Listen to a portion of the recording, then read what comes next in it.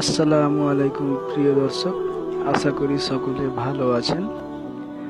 আবু সাঈদ খুদরি রাদিয়াল্লাহু আনহু থেকে বর্ণিত, তিনি বলেন, নবী সাল্লাল্লাহু আলাইহি ওয়াসাল্লাম বলেছেন, জান্নাতবাসীরা জান্নাতে এবং জাহান্নামবাসীরা জাহান্নামে প্রবেশ করবে। অতঃপর আল্লাহ তাআলা ফেরেশতাদের বলবেন, যার অন্তরে সরিষার দানা পরিমাণ ঈমান আছে তাকে জাহান্নাম হতে বের করে আনো। তারপর তাদের জাহান্নাম হতে এমন অবস্থায় বের করা হবে, পুড়ে কালো হয়ে গেছে, অথবা তাদের বৃষ্টিতে বা হায়াতের বর্ণনাকারী মালিক রাহিমাহুল্লাহ শব্দ দুটির কোনটি এ সম্পর্কে সন্দেহ প্রকাশ করেছেন। নদীতে নিক্ষেপ করা হবে, ফলে তারা সতেজ হয়ে উঠবে, যেমন নদীর তীরে ঘাসের বীজ গজিয়ে ওঠে।